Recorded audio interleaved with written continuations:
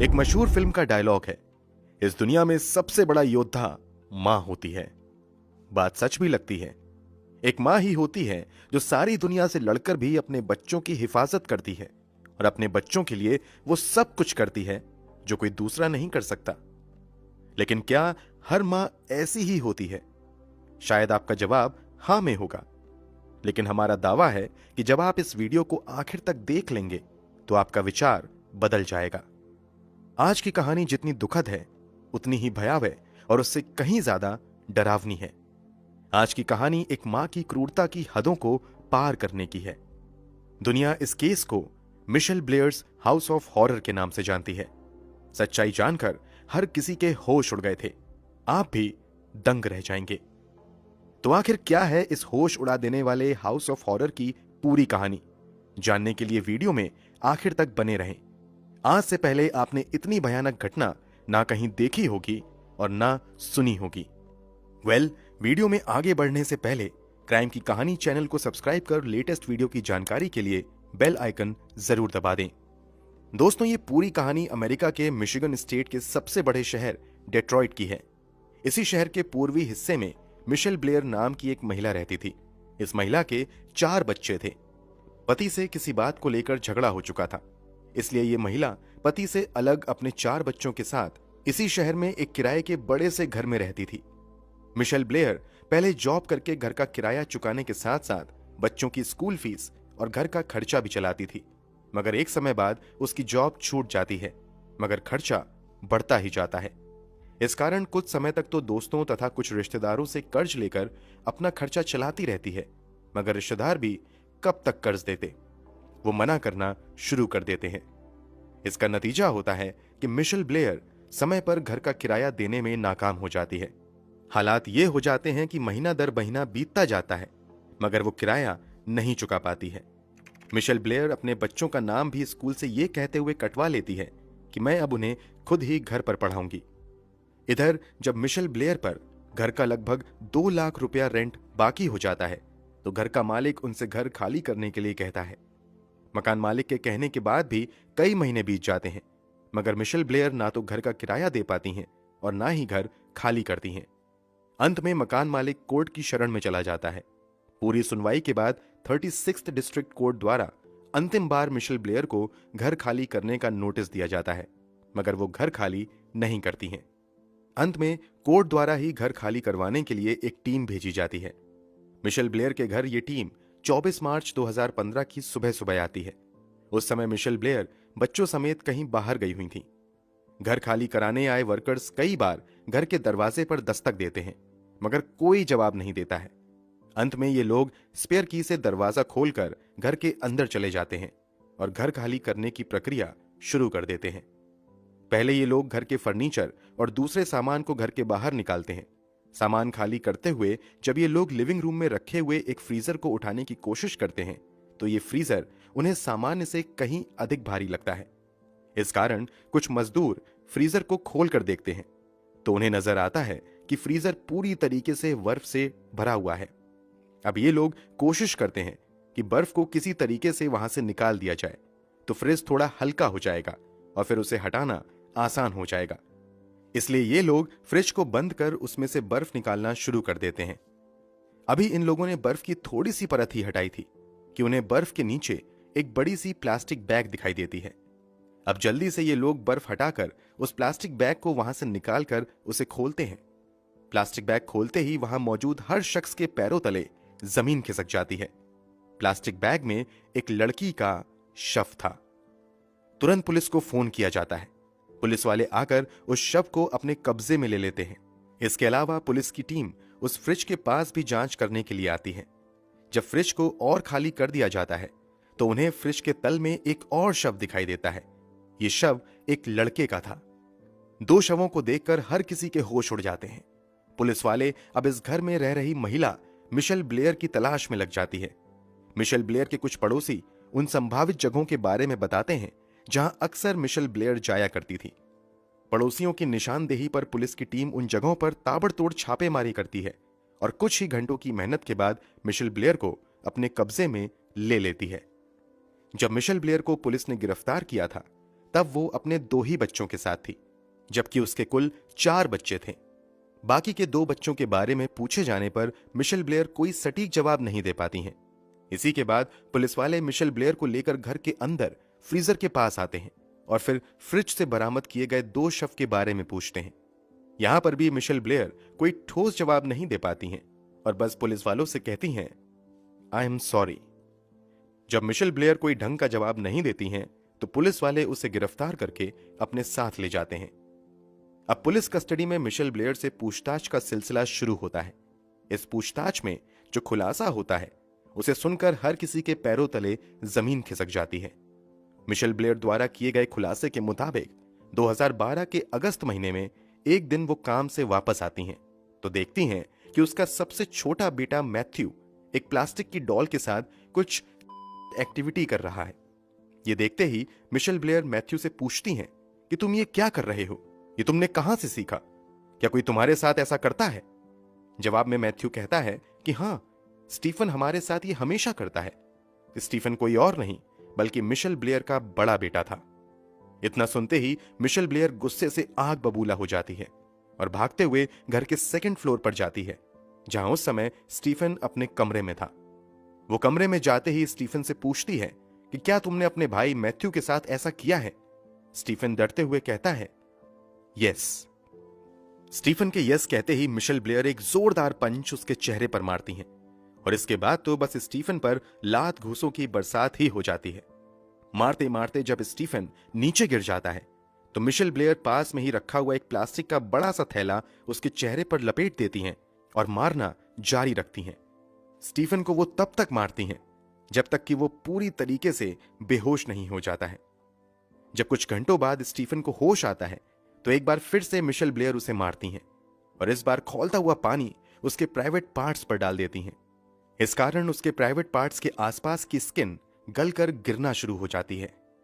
ये सब कुछ करते हुए मिशेल ब्लेयर ने बेटे के चेहरे पर प्लास्टिक लपेटा हुआ था तथा उसके मुंह में कपड़ा डाल दिया था ताकि वो चिल्ला ना सके। गर्म पानी डालने के बाद वो स्टीफन के गले में बेल्ट बांध देती है और उसे बेल्ट के सहारे ही लटका देती है। जैसे ही स्टीफन बेहोश होता है, वो फिर से उसे नीचे पटक देती है। टॉर्चर का यह दौर अगले 2 हफ्ते तक चलता रहता है और 30 अगस्त 2012 को गहरे जख्म की वजह से स्टीफन की तड़प तड़प कर मौत हो जाती है। मृत्यु के समय स्टीफन की उम्र सिर्फ 9 साल थी। अब अगर इस मौत के बारे में किसी बाहरी व्यक्ति को भनक लगती, तो मिशेल ब्लेयर को कड़ी सजा हो सकती थी। इसलिए वो इस हत्या के बारे में किसी को नहीं बताती है, बल्कि अपने लिविंग रूम में मौजूद डीप फ्रीजर में स्टीफन के शव को डाल देती है। बाकी बचे 3 बच्चों को मिशेल ब्लेयर कहती है कि अगर तुम में से किसी ने भी इस बारे में किसी से भी बताया, तो तुम्हारा भी यही हाल होगा। डर के मारे बच्चे किसी को कुछ भी नहीं बताते हैं। अब समय यूं ही बीतने लगता है। स्टीफन के बारे में कोई ज्यादा खोज खबर भी नहीं लेता है, क्योंकि ये बच्चे पहले ही स्कूल जाना छोड़ चुके थे। पड़ोसियों से भी इनके रिश्ते नाते इतने अच्छे नहीं थे कि पड़ोसी कभी इससे बच्चों के बारे में पूछते। बच्चों का पिता भी घर पर नहीं आता था, इसलिए उसे भी स्टीफन की डेथ के बारे में भनक नहीं लग पाती है। कर्ज के चक्कर में रिश्तेदारों से भी बातचीत बंद हो ही चुकी थी। समय यूं ही बीत रहा था। स्टीफन की हत्या को 9 महीने बीत चुके थे। उसका शव अब भी फ्रिज में ही था। तभी इस घर में एक और खौफनाक वारदात को अंजाम दिया जाता है। मिशेल ब्लेयर द्वारा पुलिस की आगे की पूछताछ में किए गए खुलासे के मुताबिक बेटे स्टीफन की हत्या के 9 महीने बीत जाने के बाद मई 2013 में मिशेल ब्लेयर को अपनी बेटी स्टोनी एन ब्लेयर के बारे में पता चलता है कि यह भी अपने छोटे भाई मैथ्यू के साथ गलत हरकत कर रही है। बेटी के बारे में ये बातें पता चलते ही एक बार फिर से मिशेल ब्लेयर अपना आपा खो देती हैं और बेटी स्टोनी को बुरी तरीके से मारती हैं। काफी देर तक मारपीट करने के बाद वो बेटी को एक कमरे में बंद करके छोड़ देती हैं और उसे कई दिनों तक खाने पीने के लिए कुछ भी नहीं देती हैं। अब स्टोनी का कमरा तभी खुलता था जब मिशेल ब्लेयर का मन उसे मारने का होता था। कई दिनों तक लगातार होने वाली मारपीट का नतीजा ये होता है कि 2013 के मई महीने में ही स्टोनी की भी मौत हो जाती है। उसकी उम्र मृत्यु के समय केवल 13 वर्ष थी। मतलब मिशेल ब्लेयर ने अपने ही हाथों से अपनी एक बेटी और एक बेटे की जान ले ली। बेटी की हत्या करने के बाद इसकी लाश को भी मिशेल ब्लेयर बड़े से प्लास्टिक बैग में रखकर उसी फ्रीजर में बेटे के शव के ऊपर ही डाल देती हैं। पूछताछ में मिशेल ब्लेयर आगे बताती हैं कि इन दोनों की हत्या करने के बाद मैं पुलिस में सरेंडर करने जा रही थी, मगर छोटे बेटे मैथ्यू ने मुझे रोक लिया। मिशेल ब्लेयर के मुताबिक मैथ्यू कहता है कि मैं तुम्हारे बिना नहीं रह सकता, तुम मत जाओ। इसी के बाद मैं बाजार गई, जहां से प्लास्टिक बैग खरीद कर लाई और फिर शव को फ्रिज में डाल दिया। जिस कमरे में डीप फ्रीजर था, उसी कमरे में मिशेल ब्लेयर का बेड भी था। एक तरफ फ्रीजर में 2 बच्चों का शव रखा हुआ था और उसी कमरे में मिशेल ब्लेयर बड़े आराम से चैन की नींद सोती थी। यह पूरा खुलासा 2015 में हो रहा था। मतलब मिशेल ब्लेयर 2 लाशों के साथ इस घर में पिछले 3 सालों से रह रही थी। जिंदा बचे 2 बच्चों को इसने इतना ज्यादा डरा दिया था कि वो दोनों कहीं भी अपनी जबान नहीं खोल पाते थे। जब पुलिस मिशेल ब्लेयर से पूछती है कि क्या तुम्हें ऐसा करने में डर नहीं लगा, या फिर बच्चों की हत्या करने का क्या तुम्हें कोई पछतावा है, तो जवाब में मिशेल ब्लेयर कहती हैं कि मुझे अपने किए का कोई पछतावा नहीं है, क्योंकि उन दोनों ने जो अपने भाई के साथ किया था उन्हें भी उसका कोई पछतावा नहीं था। वो पुलिस पूछताछ में ही कहती हैं, there is no excuse for I would them again. ये शब्द मिशेल ब्लेयर की पागलपन को बताने के लिए काफी हैं। वो यहां तक कहती हैं कि मैंने अपने बच्चों को नहीं बल्कि उनको मारा जो राक्षस बन चुके थे। मिशेल ब्लेयर के इस दिल दहला देने वाले खुलासे के बाद पुलिस सबसे पहले तो मिशेल ब्लेयर के 2 जिंदा बचे बच्चों को अपनी कस्टडी में ले लेती हैं और आगे की जांच के लिए बरामद किए गए दोनों शव को पोस्टमार्टम और ऑटोप्सी के लिए भेज दिया जाता है। मिशेल ब्लेयर के खिलाफ हत्या की धाराओं समेत कई गंभीर धाराओं में मामला दर्ज किया जाता है। इस पूरे मामले की सुनवाई एक स्थानीय अदालत में शुरू होती है।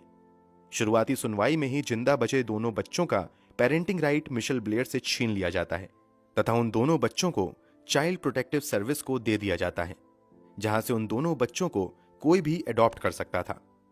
पूरी सुनवाई के दौरान मिशेल ब्लेयर एक बार भी अपने किए पर शर्मिंदा नजर नहीं आती हैं, बल्कि वो जब भी कोर्ट में जाती थीं, जज पर तथा दूसरे अधिकारियों पर बस चिल्लाती ही रहती थीं। जब मिशेल ब्लेयर से पूछा जाता था कि आखिर तुमने इतना बड़ा फैसला क्यों किया, तो वो बताती हैं कि जब मैं भी टीनेज में थी तो मेरे साथ भी किसी ने गंदी हरकतें की थीं। मैंने इस बारे में अपनी मां को बताया तो उन्होंने मुझसे कहा कि इस बारे में किसी को मत कहो और जो हुआ उसे भूल जाओ। मिशेल ब्लेयर के मुताबिक इस घटना के बाद वो मां के कहने पर चुप हो जाती हैं, मगर कई बार उसके साथ शोषण की घटनाएं होती हैं, मगर वो कुछ नहीं कर पाती है क्योंकि घर से उसे कोई सपोर्ट नहीं मिलता है। वो आगे कहती हैं कि मैं भी शोषण से गुजर चुकी थी और मुझे उस दर्द का एहसास था जब मैंने अपनी मां को बताया और उन्होंने कोई एक्शन नहीं लिया। मैं नहीं चाहती थी कि मेरा छोटा बेटा भी उसी दुख दर्द से गुजरे जिससे मैं गुजरी हूं। बस उसी के बाद मैंने उन दोनों बच्चों को सजा देने का फैसला किया। वो इसी सजा के हकदार थे। खैर, लंबी सुनवाई के बाद फाइनली 17 जून 2015 को मिशेल ब्लेयर को दोनों बच्चों की हत्या का दोषी करार दे दिया जाता है। फर्स्ट डिग्री मर्डर का दोषी पाए जाने की वजह से मिशेल ब्लेयर को उम्र कैद की सजा सुनाई जाती है। कोर्ट द्वारा यह भी साफ कर दिया जाता है कि मिशेल ब्लेयर को जिंदगी में कभी भी पेरोल नहीं दी जाएगी। मतलब ये, जब तक जिंदा रहेंगी जेल की सलाखों के पीछे ही रहना होगा। इतना ही नहीं, मिशेल ब्लेयर ने दावा किया था कि दोनों बच्चों ने उसके छोटे बेटे का शोषण किया था, इसलिए दोनों को मार दिया। लेकिन आगे की जांच में उस छोटे बच्चे से की पुष्टि नहीं होती है। इस कारण ब्लेयर का दावा मनगढ़ंत लगने लगता है। वर्तमान समय की बात करें तो मिशेल ब्लेयर के दोनों जिंदा बचे बच्चों के बारे में आधिकारिक तौर पर कोई जानकारी उपलब्ध नहीं है। बच्चों की सुरक्षा और निजता का ख्याल करते हुए उनसे जुड़ी बातें गुप्त रखी गई हैं। वहीं मिशेल ब्लेयर आज भी मिशिगन के एक जेल में उम्र कैद की सजा काट रही हैं। जब अदालत द्वारा मिशेल ब्लेयर को उम्र कैद की सजा सुनाई जाती है, तब भी उसके चेहरे पर कोई भाव नहीं आते हैं, बल्कि वो बिल्कुल सामान्य ही रहती है। यहां तक कि वो निचली अदालत के फैसले को ऊपरी अदालत में चुनौती देने से भी इनकार कर देती है। खैर, मिशेल ब्लेयर ने जरूर अपने जुर्म की वजह से मां जैसे पवित्र और पूजनीय शब्द को कलंकित किया। इसके बावजूद इस बात में कोई दोराई नहीं है कि इस दुनिया में सबसे बड़ा योद्धा मां होती है। अपवाद तो हर जगह है। दोस्तों, इस पूरी कहानी के बारे में आपकी क्या राय है? कमेंट बॉक्स में जरूर बताएं। अगर आपको हमारी मेहनत पसंद आई हो तो इस वीडियो को लाइक करते हुए शेयर भी करें।